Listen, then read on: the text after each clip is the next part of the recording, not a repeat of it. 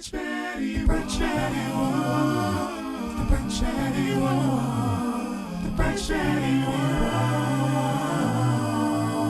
up, and welcome back to another weekly breakdown of Big Brother.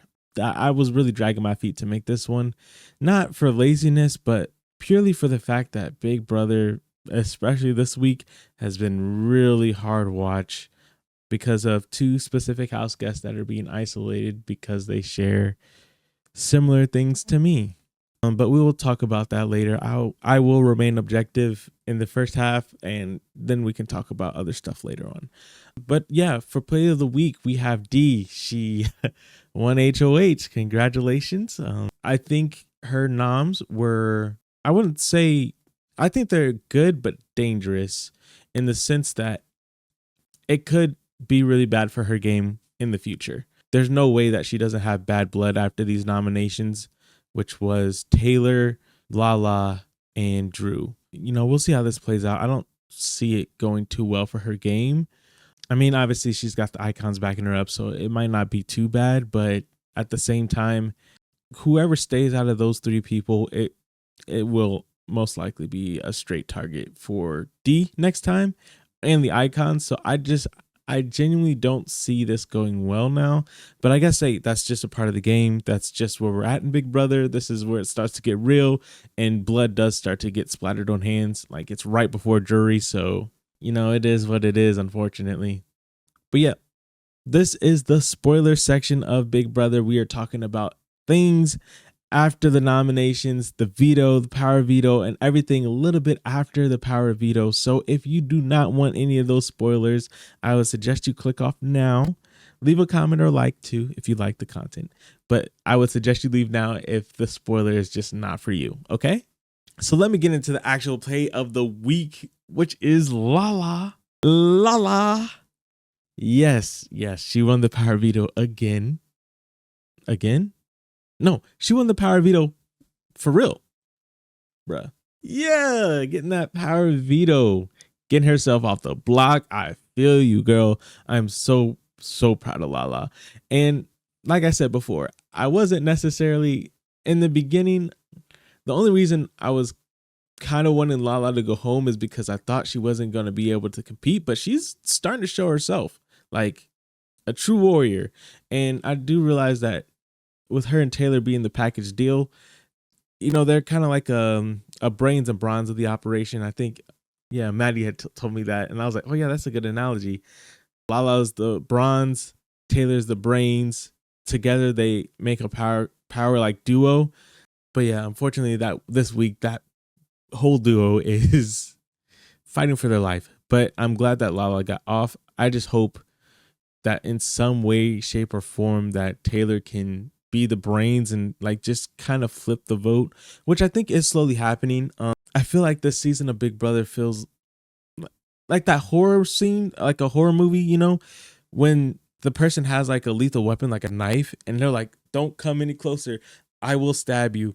And the killer just slowly walks up, slowly takes the knife out of the guy's hand, turns it around, and then just slowly kills the person that had the knife. That's what it feels like. But yeah, I'm still rooting for Taylor. I hope that she can get her back off this wall and just give them help. I got too worked up there. Like I said, it's going to be a shorter video. I wanted to leave this last half to really talk about how I feel about why it's been so hard to watch it. And it's just purely the isolation.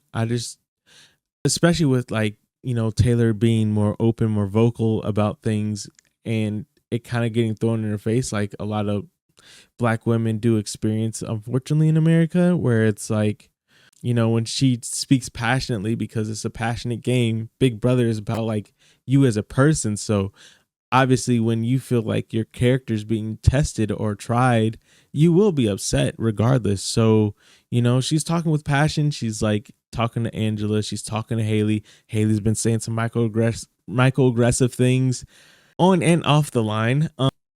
You know, Angela, unfortunately, having them white woman tears, it's all bad. And then they're flip-flopping. I had seen this video and I know better than to play it, but basically it was a group of them. I think it was Angela, Drew, and someone else and they were talking about how Taylor is lazy, like she has no gameplay, all this blah blah blah. But towards the beginning of the week and a little before that week, all of a sudden Taylor's this big threat. Taylor's a big threat. We got to watch out for Taylor. But now this week, she's no gameplay, no real threat. So which one is it? I genuinely don't understand why there's so much discourse around Taylor. Like, she's not really bothering anybody, and then when she has power, she doesn't abuse it. She uses it to make alliances. She knows the right plays.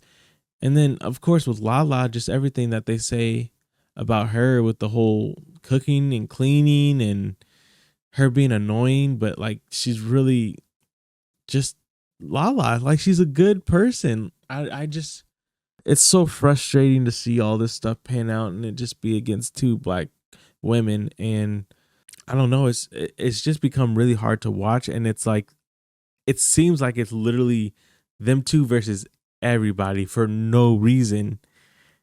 And yeah, that's why I'm really rooting for Taylor. I hope that she can, pull it together.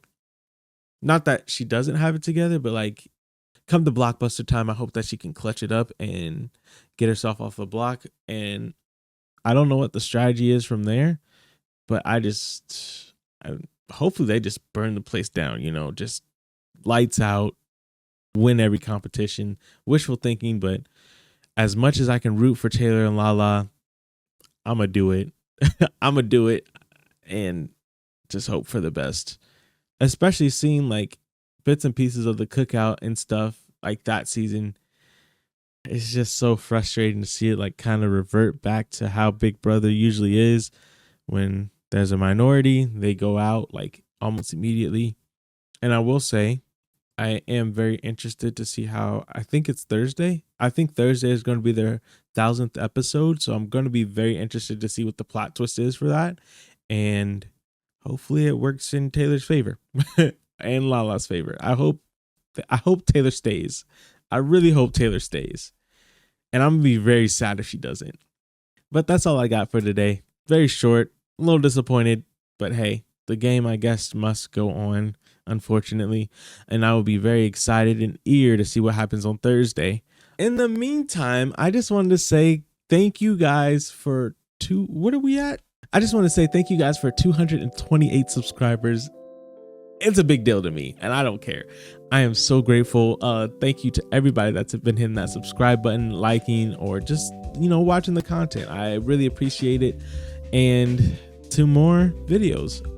And also be on the lookout for the community posts. I'm going to try and utilize those a little bit more to kind of gauge where I'm headed with the content, to just kind of see what's coming up next or what videos I should prioritize. I mean, I have an idea and I probably most likely will follow that idea, but if you guys have your own input, or if you have other things you want me to deep dive in, let me know in the comments below, and I will see you guys in the next video.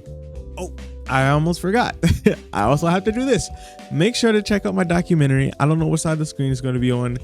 Yeah, it's just very important to me. I really like it. I did a great job on it. Pat myself on the back. Or if you came for the Big Brother content, go ahead and check out my playlist. See if I got any past predictions correct. And I will see you guys in the next video. Peace. For real this time.